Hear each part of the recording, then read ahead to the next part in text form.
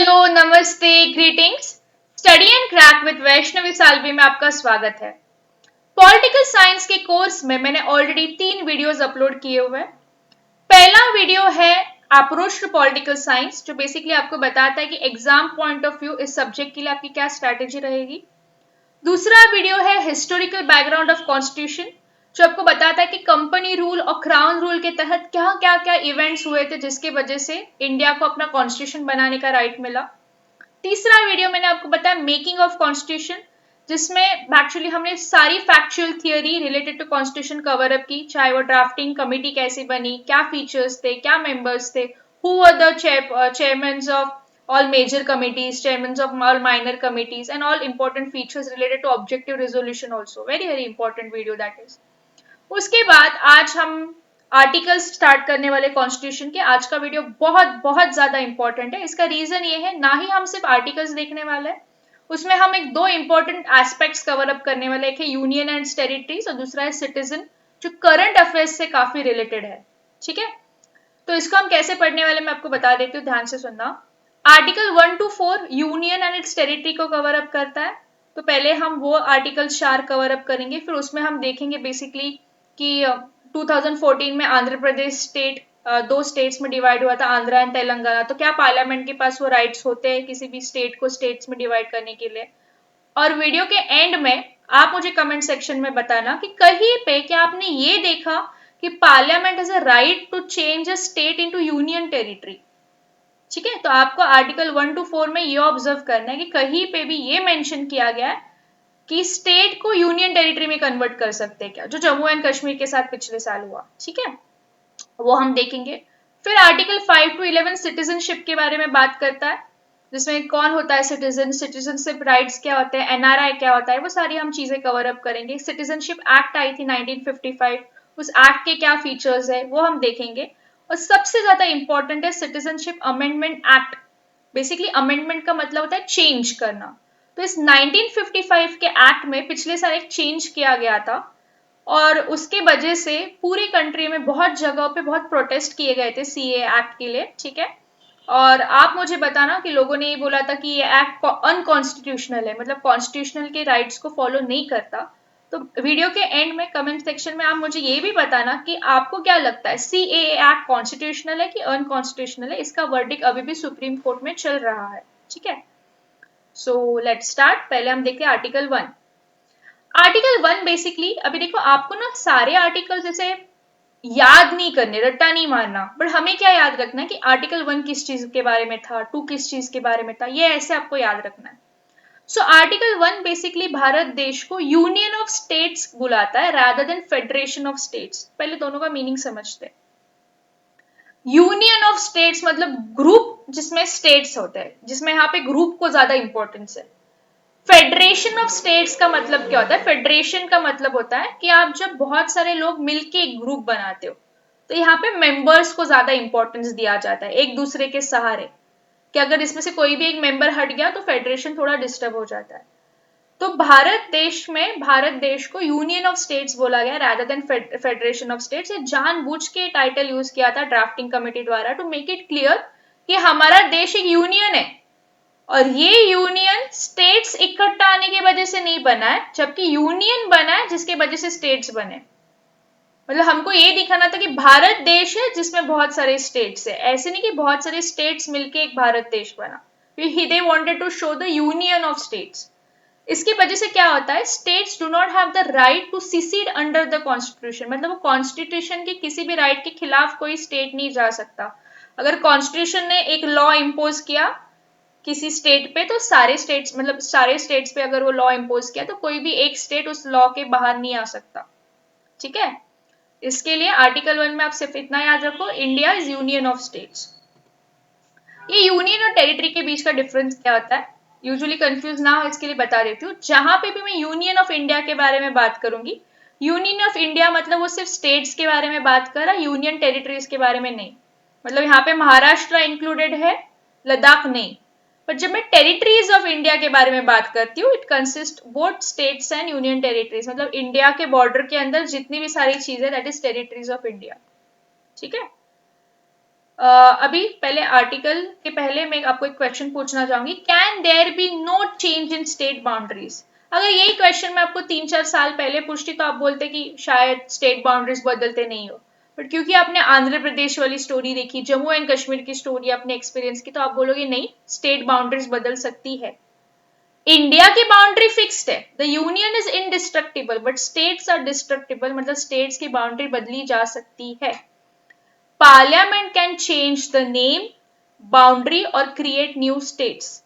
तो ये rights parliament को आर्टिकल 2, 3 और 4 देते हैं।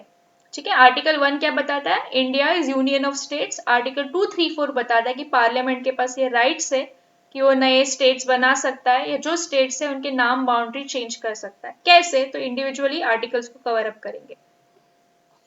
Article 2 empowers the parliament, parliament को ये पावर देता है to admit into union of India. ध्यान से सुनना, यूनियन ऑफ इंडिया मतलब क्या था? सिर्फ स्टेट्स।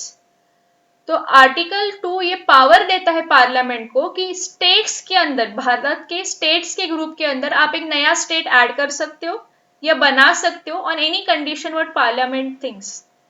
क्या ये बता रहा है कि पार्लियामेंट नया यूनियन टेरिटरी बता सकता है? नहीं, ये बता रहा है कि पार्लियामेंट नया स्टेट बना सकता है। इसका स्टोरी मैं आपको बता दी हूँ, स्टेट ऑफ सिक्किम के द्वारा, जो आर्टिकल, जो बेसिकली कॉन्स्टिट्यूशनल में 2 चेंजेस किए गए थे, 35th and 36th amendment in the year 1974 and 75, जिसके तहत सिक्किम भारत का एक ऑफिशियल स्टेट बन गया। तो मतलब 1975 तक Sikkim was not a official state of our country. तो स्टोरी क्या थी, ध्यान से सुनना। जब भारत आजाद हुआ 1947 में, तब सिक्किम में राजा का रूल था, मोनार्की थी, और सिक्किम के लोगों ने वोट दिया कि नहीं, उनको इंडिया का यूनियन ज्वाइन नहीं करना। भले ही 1950 में इंडो सिक्किम ट्रीटी थी, जिसमें हमने ये बोला था कि सिक्किम इंडिया के प्रोटेक्शन के अंदर था।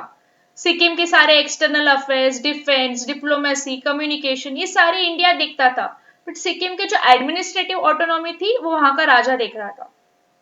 लेकिन 1973 में क्या हो गया, राजा के पैलेस के बाहर, चोग्याल्स पैलेस के बाहर रायट्स हो गए, ठीक है, दंगे हो गए, और उसके वजह से एक फॉर्मल रिक्वेस्ट भेजी गई इंडिया को कि हमें प्रोटेक्शन की जरूरत है।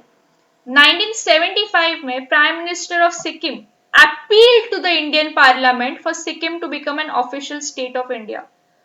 तो 1975 के अप्रैल में इंडियन आर्मी ने क्या किया, सिटी ऑफ गैंगटॉक को टेक ओवर कर दिया, चोग्याल्स पैलेस के जितने गार्ड्स थे उनको डिसआर्म कर दिया, और वहां पे रिफरेंडम दिया गया। रिफरेंडम मतलब आप वहां के लोकल लोगों को एक पेपर बांटते और उनको पूछते उनका वोट क्या है।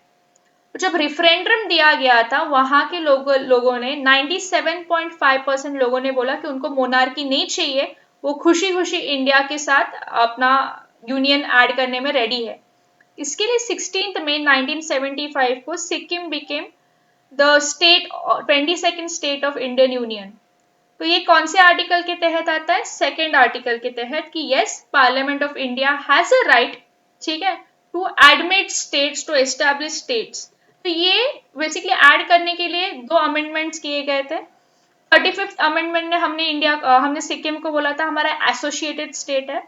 36th अमेंडमेंट ने बोला नहीं, ये हमारा फुल स्टेट इंडिया का पार्ट है।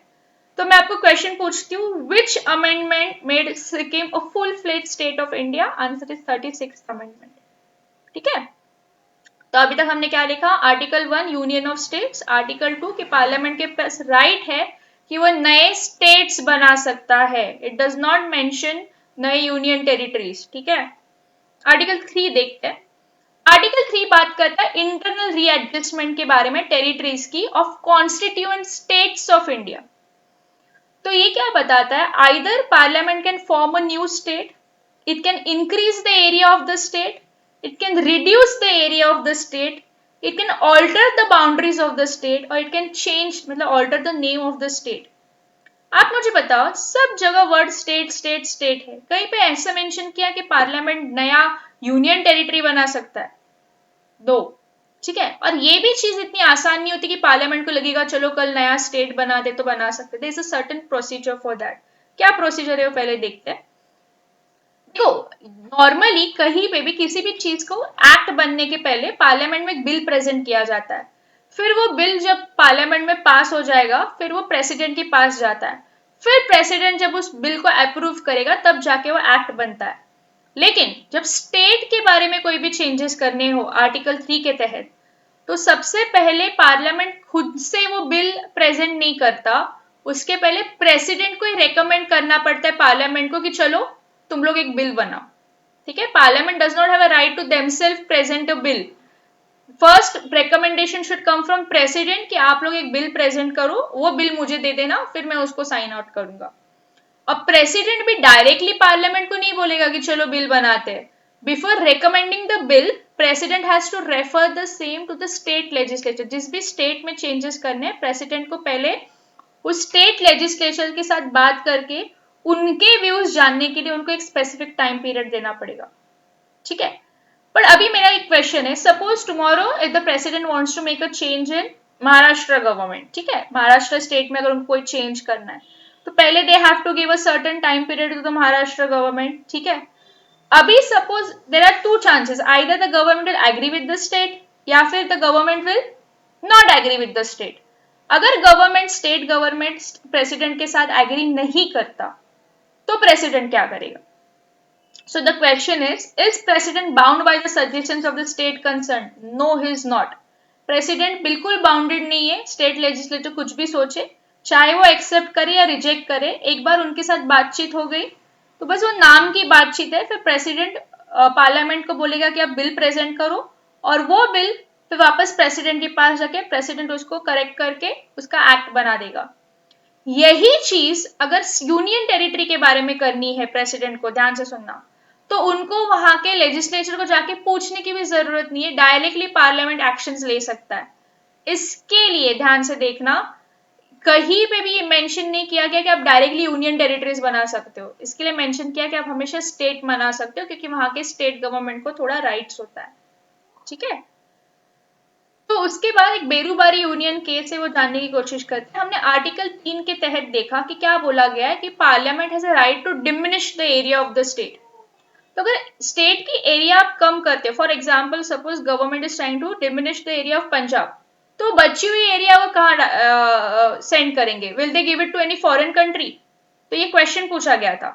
तो नहीं, बेरूबारी यूनियन केस के तहत एक क्लियर हो गया था। तो सुप्रीम कोर्ट ने ये बोला था, सेकेंड पॉइंट देखना, the power of parliament to diminish the area under article 3 does not cover secession of Indian territory to foreign country. आप वो इंडियन जगह किसी फॉरेन कंट्री को दे नहीं सकते आर्टिकल 3 के तहत। वो करने के लिए आपको अमेंडमेंट करना पड़ेगा कॉन्स्टिट्यूशन में। और याद रखना, आपको कभी भी कॉन्स्टिट्यूशन में कुछ भी चेंज करना होता है तो article 368 is amendment to constitution वाला आर्टिकल। ठीक है, तो ये क्लियर हो गया है कि आपको भले ही स्टेट की एरिया आप क्लियर कर रहे, तो आप बाजू वाली इंडिया की स्टेट में उसको ऐड कर दो, आप फॉरेन कंट्री में इंडिया की टेरिटरी ऐड नहीं कर सकते। Is that clear? ठीक है, तो अभी तक हमने आर्टिकल 1 देखा, यूनियन ऑफ स्टेट्स। आर्टिकल 2 देखा कि आर्टिकल 2 क्या था, स्टेट्स ऐड कर सकते हैं। आर्टिकल 3 देखा, इंटरनल रीएडजस्टमेंट। आर्टिकल 4 क्या करता है, उसके पहले important points. Parliament is supreme, क्यों? क्योंकि पार्लियामेंट के पास राइट्स है, वो स्टेट्स को ऑल्टर कर सकते हैं। Boundaries are temporary of states, और स्टेट्स के पास लिमिटेड पावर्स होते हैं। ठीक है, आर्टिकल 4 क्या बताता है? आर्टिकल 4 ये बेसिकली बताता है कि आर्टिकल 1 to 3 जो चेंजेस है वो कॉन्स्टिट्यूशन में मेंशन किए गए, तो आर्टिकल 1 to 3 का मतलब कॉन्स्टिट्यूशन में बदल करना नहीं होता। Laws made under article 2 and under article 3 are simple laws, और उनको फॉलो करने के लिए सिंपली पार्लियामेंट में एक मेजोरिटी पास करना पड़ेगा। ठीक है, एक नॉर्मल ऑर्डिनरी प्रोसेस पार्ट करना पड़ेगा। सो आर्टिकल 4 बेसिकली क्या करता है? आर्टिकल 4 ये जस्टिफाई करता है कि आर्टिकल 1 to 3 में जो भी चेंजेस आप कर रहे हो, इसका मतलब ये नहीं कि आप कॉन्स्टिट्यूशन में बदल कर रहे हो, कॉन्स्टिट्यूशन में चेंजेस नहीं कर रहे हो। ठीक है, so article 1 to 4 talks only about union and its territories. Now we move on to article 5 to 11. Article 5 to 11 बहुत ज्यादा इंपॉर्टेंट है। हम इसको कैसे कवर अप करेंगे? बिफोर वी कवर, जिस वीडियो को पॉज करके एक बार आर्टिकल 1 to 4 याद कर लो। आर्टिकल 1 to 4 याद करने के बाद we move on to article 5। Article 5 basically बात करता है डोमिसाइल पर्सन के सिटीजनशिप राइट्स। कौन इंसान इंडिया का डोमिसाइल है, कौन हम बोल सकते हैं कि हाँ ये इंडिया का सिटीजन है? Either he was born in India, either one of his parents are born in India, और he has been an ordinary resident of India for 5 immediate years before the commencement of constitution. Before the commencement मतलब 26 जनवरी 1950 के 5 साल पहले तक अगर वो इंसान normally India में कंटिन्यूसली रह रहा था तो ही becomes a citizen of India. So normally अगर आपको क्वेश्चन पूछा जाएगा कि डोमिसाइल ऑफ इंडिया कौन से आर्टिकल के तहत आता है, तो आर्टिकल 5 के तहत। आर्टिकल 6 बात करता है उन लोगों के बारे में जिन्होंने पाकिस्तान से माइग्रेट करके इंडिया में आए। देखो, ड्राफ्टिंग कमेटी ने हर छोटी बात के बारे में इंक्लूड किया है। So person who migrated to India from Pakistan can become an Indian citizen दो conditions के तहत। either either of his parents were born in undivided India or his grandparents were born in undivided of India, any of his grandparents, चाहे वो mother के side के हो, parents के side हो, that person can become an Indian citizen। या फिर एक दूसरा नॉर्मल ये होता है, he has to register himself as Indian citizen। कैसे? सपोज वो 1 जनवरी को इंडिया में आ गया, तो 1 जून को इंडिया में आने के 6 महीने के बाद वो रजिस्टर कर सकता है कि हाँ, मैं पिछले 6 महीने से इंडिया में रह रहा हूं, अभी मुझे इंडियन सिटीजनशिप चाहिए। ठीक है। सो इंडियन सिटीजनशिप आर्टिकल 5 के तहत कैसे मिलती है? By birth, either your birth, your father और मदर्स बर्थ और ग्रैंड पेरेंट्स का बर्थ, या फिर आप रजिस्टर कर लो 5 साल कॉन्स्टिट्यूशन फॉर्म होने के पहले। आर्टिकल 6 क्या बताता है? जो पर्सन माइग्रेट हुए पाकिस्तान से वो कैसे इंडियन सिटीजन बन सकते हैं? आइदर देयर पेरेंट्स और ग्रैंड पेरेंट्स, या फिर आप 6 महीने के लिए अपने आप को रजिस्टर कर दो। Let's move on to article 7। Article 7 उन लोगों के बारे में बात कर रहा है जो इंडिया से पाकिस्तान गए और फिर रिटर्न होके आए। ठीक है। तो person who migrated to Pakistan from India after March 1, 1947, मतलब इंडिया के 1947 इंडिपेंडेंस वाले साल में उस टाइम पे अगर कोई इंडिया से पाकिस्तान गया बट बाद में इंडिया वापस आ गया, तो yes, he could become an Indian citizen. उसको क्या करना पड़ेगा? सिंपली वो 6 महीने का प्रोसीजर, आके पहले 6 महीने रुक जाओ, फिर रजिस्टर करने के लिए अप्लाई कर दो। ठीक है। So this is called application by register. 6 महीने रुक के you can simply apply for citizenship. Article 5, article 6, article 7। Article 8 बहुत ही आसान है, ध्यान से सुनना। आर्टिकल 8 क्या बोलता है कि ऐसे लोग जो इंडिया के बाहर रह रहे but they have Indian roots, उनको हम सिटीजनशिप प्रोवाइड कर सकते हैं। तो कैसे प्रोवाइड कर सकते हैं? कि आइदर उनके कोई भी पेरेंट्स या ग्रैंड पेरेंट्स अगर अनडिवाइडेड इंडिया में बॉर्न हुए हो तो they can become a Indian citizen, या फिर अगर वो सपोज कोई इंसान यूएस में रह रहा है बट इन यूएस का Indian diplomacy he is registered as a Indian citizen. ठीक है। तो अगर वो फॉरेन में इंडियन सिटीजन करके रिकॉग्नाइज्ड है, वहां पे उसके पास फॉरेन सिटीजनशिप नहीं है, तो डेफिनेटली इंडिया उस इंसान को इंडियन सिटीजनशिप दे देगा, whether he was there or he comes to India after or before the commencement of constitution। तो ये फर्क नहीं पड़ता। ठीक है। तो अभी भी अगर सपोज कोई फॉरेन में रह रहा है और फॉरेन में वो इंडियन सिटीजन करके रजिस्टर्ड है, so when he comes to India he will definitely have Indian citizenship. ये आर्टिकल 8 बात करता है। तो आर्टिकल 5 का बात करता है जो लोग इंडिया में उनके बारे में। आर्टिकल 6 बात करता है जो पाकिस्तान से इंडिया में आए उनके बारे में। आर्टिकल 7 बात करता है जो इंडिया से पाकिस्तान गए फिर वापस आए उनके बारे में। आर्टिकल 8 बात करता है जो फॉरेन में है बट फॉरेन में उनके पास इंडियन रिकॉग्नाइजेशन है, वो लोग। अभी आर्टिकल 9 सबसे आसान है, उसमें आपको डिटेल समझने की कोशिश नहीं, डायरेक्ट सुन लो। जो इंडिया के लोग हैं, जो इंडियन के लोग हैं, इंडियन सिटीजन हो सकते थे लेकिन उन्होंने खुद से फॉरेन में सिटीजनशिप ले ली, they will be no longer considered as a Indian citizen. अगर आप फॉरेन में सिटीजनशिप एक्सेप्ट कर लेते हो तो आप इंडिया के सिटीजन नहीं कहलाते। तो आर्टिकल 9 बेसिकली आपको बताता है कि कौन इंडिया का सिटीजन नहीं होगा, जिसने ऑब्वियसली बाहर सिटीजनशिप ले ली, because we do not support dual citizenship. Article 10 और 11 साथ में पढ़ेंगे क्योंकि इसी के तहत हम सिटीजनशिप एक्ट 1955 देखेंगे। आर्टिकल 10 क्या बताता है? हर वो इंसान जो इंडिया का सिटीजन है या इंडिया का सिटीजन होने के चांसेस है, वो तब तक इंडिया का सिटीजन रहेगा जब तक वो पार्लियामेंट के बने हुए लॉज फॉलो कर रहा है। So till the time you follow the laws made by parliament, you are a Indian citizen. अगर पार्लियामेंट को लगा कि आपने कुछ भी लॉज तोड़े, ठीक है, या पार्लियामेंट को लग रहा है कि no this person is not following the regulations properly, parliament has the right to either give citizenship to that person or terminate his citizenship। मतलब पार्लियामेंट के पास ये राइट होता है कि वो इंसान को सिटीजनशिप दे इंडिया की या उसकी टर्मिनेट कर दे। तो इसके लिए मैंने यहाँ पे क्वेश्चन पूछा है, Parliament has the sole power to make laws related to citizenship of India. True or false? Absolutely right, true. ठीक है, एक बार मैं 1 से 11 सारे आर्टिकल्स रिवाइज कर देती हूँ क्योंकि आगे बहुत इंपॉर्टेंट टॉपिक स्टार्ट होने वाला है. ठीक है, ध्यान से सुनना. आर्टिकल 1 में हमने देखा Bharat is union of states. Article 2 में देखा कि पार्लियामेंट के पास राइट होता है कि वो स्टेट्स को एडमिट कर सकते हैं. आर्टिकल 3 में हमने देखा कि पार्लियामेंट स्टेट्स के अंदर ही बाउंड्री चेंज, नाम चेंज, साइज बड़ा कम कर सकता है. आर्टिकल 4 हमने देखा कि वो बताता है जो पहले के 3 आर्टिकल्स है वो कॉन्स्टिट्यूशनल अमेंडमेंट नहीं होते. आर्टिकल 5 हमने देखा जो लोग देश में रह रहे उनकी सिटीजनशिप्स बताता है. आर्टिकल 6 में हमने देखा पाकिस्तान से आए हुए लोगों के बारे में बताता है. आर्टिकल 7 में हमने देखा जो भारत से पाकिस्तान गए फिर वापस आए उनके बारे में बता रहा है.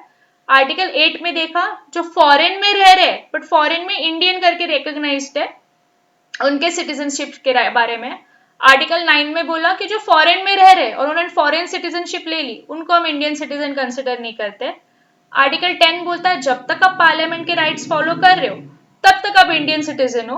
आर्टिकल 11 बोलता है कि पार्लियामेंट हैज द राइट आपको सिटीजनशिप देनी है कि नहीं देनी, आपकी टर्मिनेट करनी है.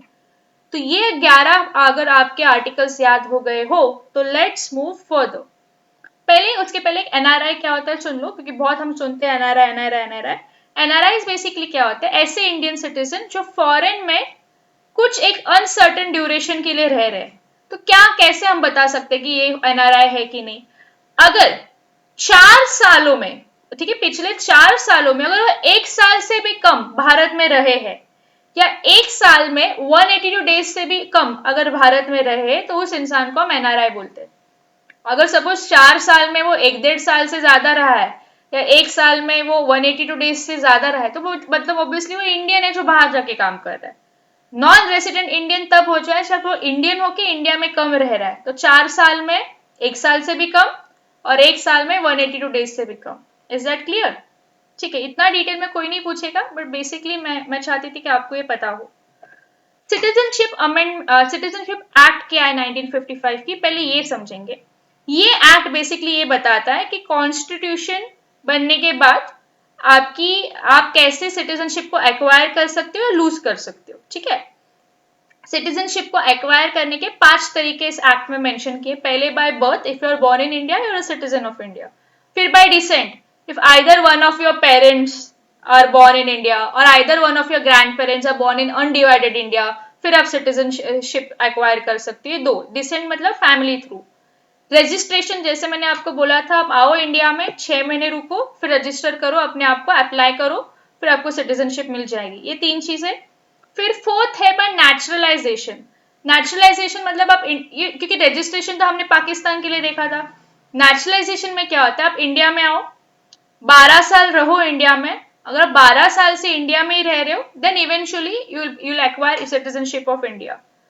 5th है incorporation of territory. Incorporation of territory का मतलब क्या होता है, फॉर एग्जाम्पल देखो सिक्किम 1975 तक इंडिया का ऑफिशियल स्टेट नहीं था बट 1975 के बाद we incorporated that territory in Indian territory. तो जैसे ही सिक्किम इंडिया का पार्ट बन गया, इंडिया सिक्किम के जितने लोग थे वो इंडियन सिटीजन बन गए. ठीक है, तो इन 5 पॉइंट्स के तहत आप सिटीजनशिप एक्वायर करते हो. 1955 का कहना था. पिछले साल इस एक्ट में चेंज किए गए. अभी आप सोचोगे इतनी अच्छी एक्ट तो है क्यों चेंज किया गया, क्योंकि क्या हो रहा था बहुत सारे इलीगल माइग्रेंट्स इंडिया में आके रह रहे थे और वो उनको राइट्स नहीं मिल रहे थे. वी डिडंट हैव एनी, इसमें से किसी भी एक क्राइटेरिया को फॉलो नहीं कर रहे थे. तो हमने क्या किया, CAA Citizenship Amendment Act was introduced to provide Indian citizenship to illegal migrants who entered India on or before 31st December 2014. 31 दिसंबर 2014 के पहले या उस टाइम तक जो लोग इंडिया में आए उनको इंडियन सिटीजनशिप देने के लिए ये एक्ट बनाया गया. पर उनमें सबको भी नहीं, उसमें भी कौन कौन से, ध्यान से सुनना. The act was passed for migrants of 6 different religions. देखो पहली बार ये एक्ट ना रिलीजन के ऊपर लोगों को सिटीजनशिप दे रहा है. Hindus, Sikhs, Buddhist, Jains, Parsis and Christians. अगर आप देख रहे हो कहीं पे भी मुस्लिम्स और जूस के बारे में इंक्लूड नहीं किया गया है. Hindu, Sikh, Buddhist, Jains and Parsis and Christians, ये 6 लोग मतलब ये 6 रिलीजन के माइग्रेंट्स अगर अफगानिस्तान, बांग्लादेश और पाकिस्तान से आते हैं तो वो CAA के तहत इंडियन सिटीजनशिप के लिए एक्वायर कर सकते हैं। तो उनको कैसे इस सिटीजनशिप मिलेगी? आपने तो बोला कि आप बोलोगे मैम नॉर्मली 12 साल कोई भी रहेगा तो उसको मिलेगा। एब्सोल्युटली राइट, उन सबको नेचुरलाइजेशन या रजिस्ट्रेशन के थ्रू सिटीजनशिप मिलेगा। लेकिन ये 6 रिलीजन के माइग्रेंट्स अगर अफगानिस्तान, बांग्लादेश या पाकिस्तान से आते हैं तो अगर वो सिर्फ 5 साल भी इंडिया में रहे तो भी उनको इंडियन सिटीजनशिप मिलेगा। तो उनके लिए for the specified class, last point देखना, of illegal migrants, the number of years of residency has been relaxed from 11 years to 5 years. ठीक है, तो इसके ऊपर लोगों को थोड़ा ये हो गया कि यहाँ पे ना जूस इंक्लूडेड है ना मुस्लिम्स इंक्लूडेड है। और अगर आप देख रहे हो सिर्फ अफगानिस्तान, बांग्लादेश और पाकिस्तान की बात कर रहे हैं, मुझे बताओ नेपाल, म्यांमार, श्रीलंका भी तो इंडिया के नेबर्स है। फिर वहां से आने वाले लोगों के बारे में, श्रीलंका से आने वाले तमिल्स के बारे में, या फिर म्यांमार से आने वाले हिंदू रोहिंग्यास के बारे में क्यों नहीं बात किया गया? इस ऐसे हम देखेंगे तो ये सिटीजनशिप अमेंडमेंट के मैंने आपको फीचर बता दिए। और एक चीज, इसमें भी ये सबके लिए अप्लाइड नहीं था। It will not be applicable, ये act not will applicable to tribal areas of Assam, Meghalaya, Mizoram and Tripura. वहां के लोगों के लिए ये एप्लीकेबल नहीं था कि वहां के लोग सिटीजनशिप के लिए एक्वायर नहीं कर सकते। दूसरा, बंगाल ईस्टर्न फ्रंटियर में इनर लाइन एरियाज थी, उन इनर लाइन एरियाज के लोग भी इस एक्ट के तहत अपने आप के लिए अप्लाई नहीं कर सकते। प्लस कोई भी ओसीआई का मतलब होता है ओवरसीज सिटीजन ऑफ इंडिया, कोई भी ओसीआई ने अगर कुछ भी गलती कर दी तो central government has the right to cancel his registration of citizenship. तो ये 3 चीजें थी। पहला तो 6 रिलीजियस माइग्रेंट्स को 11 साल की जगह 5 साल उनको क्या बोलते हैं बेनिफिट दिया गया। दूसरा, नॉर्थ ईस्ट के ट्राइबल एरियाज को इंक्लूड नहीं किया गया, बंगाल ईस्टर्न फ्रंटियर के इनर लाइन एरियाज को इंक्लूड नहीं किया गया। Plus overseas citizens of India को बोला गया कि आप अगर सपोज कहीं पे भी आप फेक डॉक्यूमेंट्स प्रोवाइड करते हो, कहीं पे आप कुछ भी चीज प्रोवाइड करते हो जिससे सेंट्रल गवर्नमेंट को लग रहा है कि you are not following the rules properly, आपकी सिटीजनशिप कैंसिल हो जाएगी। लोगों ने इसके खिलाफ बहुत कंसर्न जताए। पहला, देखो आसाम अकॉर्ड चल रहा था 1985 का, ठीक है। एक्चुअली क्या हुआ था, मार्च 25 1971 में राजीव गांधी और के उन्होंने ये बनाया था, डील बनाया था, जिसके बाद हम बेसिकली क्या कर रहे थे, आसाम में कितने इलीगल माइग्रेंट्स आए उनके बारे में वो चल रहा था कि बहुत सारे इलीगल माइग्रेंट्स आसाम में आ रहे थे जिसकी वजह से आसाम के कल्चर को प्रॉब्लम हो रहा था। सो आसाम अकॉर्ड ऑफ 1985 क्या कर रहा था, national register of citizenship of citizens NRC, वो तब से नंबर ऑफ सिटीजन्स को काउंट कर रहे थे, ठीक है, कि कौन कौन से सिटीजन्स है उनको इंक्लूड कर रहे थे। पर अगर ये एक्ट आ जाता है तो इतनी टाइम तक जितना अपडेट किया गया था NRC के लिए वो सारा नल एंड वॉइड हो जाएगा इस अमेंडमेंट एक्ट की वजह से, क्योंकि 1985 से ऑलरेडी काउंटिंग कर रहे कौन कौन से सिटीजन्स है। तो इसके लिए it contradicts the Assam act of 1985। दूसरा, क्योंकि ये सिर्फ 6 रिलीजन्स को स्पेशल प्रेफरेंस दे रहा है, इट इज वायलेटिंग आर्टिकल 14। कि आर्टिकल 14 क्या बोल रहा है, पॉइंट नंबर 3 देखो, right to equality and applicable to all citizens and foreigners, plus principle of secularism. Plus हम यहाँ पे क्या कर रहे हैं, we are excluding Jews, we are excluding Muslims from Afghanistan, Bangladesh and Pakistan. और एक चीज इस एक्ट के खिलाफ लोगों ने ये बोला कि सेवरल अदर रेफ्यूजीज, जैसे मैंने आपको बोला Tamils from Sri Lanka, Hindu Rohingya from Myanmar, उनको कवर अप नहीं किया, मतलब आप सिर्फ सिलेक्टिव रेफ्यूजीज को इंडियन सिटीजनशिप दे रहे हो। प्लस रिलीजियस ऑपरेशन, लोगों को ऑब्वियसली लगने लग गया ना कि दूसरे रिलीजन को ये लोग इंडियन सिटीजनशिप नहीं दे रहे हो, मतलब Muslims from Pakistan, Afghanistan and Bangladesh have no place for citizenship in India, ऐसे लोगों को लगने लग गया। प्लस गवर्नमेंट को जो राइट मिला ओवरसीज सिटीजनशिप ऑफ इंडिया को कैंसिल करने के लिए, सपोज किसी ने बड़ा मेजर ऑफेंस कर दिया जैसे murder and all, citizenship cancel हो गई, ठीक है देख सकते। पर किसी ने अगर माइनर ऑफेंस कर दिया जैसे पार्किंग कर दी नो पार्किंग जोन में, या ट्रैफिक सिग्नल तोड़ दिया, तो यहाँ पे तो मेंशन नहीं किया गया किस किस तहत उनके सिटीजनशिप कैंसिल किए जाएंगे। तो लोगों को प्रॉब्लम हो गया, अच्छा ये अमेंडमेंट एक्ट के तहत मतलब government gets a very undue advantage of cancelling the citizenship. तो ये लोगों के कंसर्न्स थे। तो अभी तक हमने क्या देखा, 1955 में 5 पॉइंट्स के तहत सिटीजनशिप मिलती है। अमेंडमेंट एक्ट में क्या किया गया, 6 माइनर रिलीजन कम्युनिटीज को, माइग्रेंट्स को 11 की जगह 5 साल ये दे दिया गया, बेनिफिट दे दिया गया। नॉर्थ ईस्ट के ट्राइबल एरियाज को एक्सक्लूड कर दिया गया। और फिर बहुत सारे क्या बोलते हैं एप्लीकेबल चीजें नहीं की गई थी, बहुत सारे रेफ्यूजीज को इंक्लूड नहीं किया गया। उसके खिलाफ हमने क्या क्या कंसर्न्स थे लोगों की वो देखी, कि आसाम अकॉर्ड को कॉन्ट्राडिक्ट करता है, इक्वालिटी को मेंटेन नहीं करता, रिलीजियस ऑपरेशन है, प्लस ओसीआई रजिस्ट्रेशन को कैंसिल करने का अनड्यू एडवांटेज। तो इसके लिए गवर्नमेंट ने क्या अपना स्टैंड दिया देखते हैं। गवर्नमेंट ने क्लैरिफाई किया कि देखो पाकिस्तान, अफगानिस्तान और बांग्लादेश में मुस्लिम्स मेजोरिटी में, क्योंकि इस्लामिक कंट्रीज है। तो यहाँ पे ये एक्ट हमने इसके लिए लाया है कि जिन लोगों के पास सिटीजनशिप नहीं है, उन माइनॉरिटीज को बचाने के लिए उनको सिटीजनशिप दे दो। यहाँ पे तो मुस्लिम्स मेजोरिटी में, तो हम ये एक्ट उनकी सिटीजनशिप वहां की छीन के इंडिया की देने के लिए नहीं लगाया, बनाया गया है। ये एक्ट बेसिकली जिनको राइट्स नहीं मिल रहा उनके लिए बनाया गया है।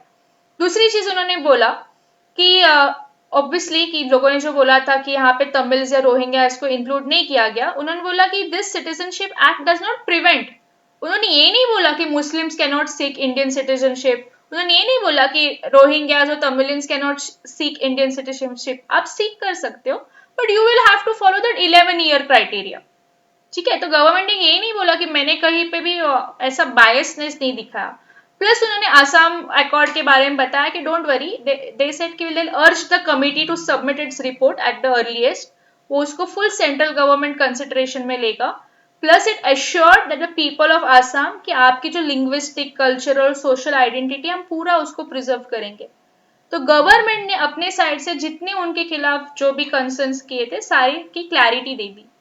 ठीक है, now we have seen what people felt, we have seen what government is trying to say. अभी तक सुप्रीम कोर्ट ने इसके बारे में ये नहीं दिया। Even latest this was done on 29 August 2020। Supreme Court ने ये बोला कि let us see what the government has to say first, and it refuse to put a stay order on the law. ठीक है, लोगों का ये कहना था कि सुप्रीम कोर्ट इस एक्ट के ऊपर स्टे ऑर्डर लाए, बट उन्होंने बोला जब तक हम पूरी गवर्नमेंट की साइड नहीं सुनते हम इसके ऊपर स्टे ऑर्डर नहीं लाएंगे। और एक चीज ये बोला कि इंडिया का ऐसा सिविलाइजेशन है, देखो हमारा एंशियंट हिस्ट्री से ऐसे माना जाता है कि India has a nature to involve everyone irrespective, हमारा neighbourhood everywhere we have to protect them. ठीक है, but this should be done according to the spirit of our constitution. और हमारा कॉन्स्टिट्यूशन क्या बोलता है कि हमारी जो कंट्री है वो एक सोवेरेन कंट्री है, वो एक रिपब्लिक कंट्री है, but it is also secular country है ना। तो कंक्लूजन में हमको ये भी देखना है कि रिलीजन के बेसिस पे माइनॉरिटीज को सिटीजनशिप देना थोड़ा डिफिकल्ट हो सकता है। दूसरी एक चीज, पीपल ऑफ नॉर्थ ईस्ट, ठीक है, उनके लिए special separate national register for citizenship, मतलब it becomes like you separating them from something. So हमको उनको भी कन्विंस करना चाहिए कि नहीं, our main aim should be to convince them कि आपको लिंग्विस्टिकली लैंग्वेज, आपकी कल्चर, सोशल आइडेंटिटी हमेशा प्रिजर्व की जाएगी, and they have the sole right to citizenship of India as any other individual of a country. ठीक है, सो आप आपके ओपिनियन सीएए के बारे में प्लीज बताइए। ठीक है, ओके, नेक्स्ट क्लास हम देखेंगे प्रीएम्बल के बारे में। तब तक अगर आपको कुछ डाउट होगा प्लीज बताना, और प्लीज आर्टिकल 1 to 11 सारे याद कर लो कौन सी किस चीज के बारे में। ठीक है, please like, share and subscribe study and crack. Thank you so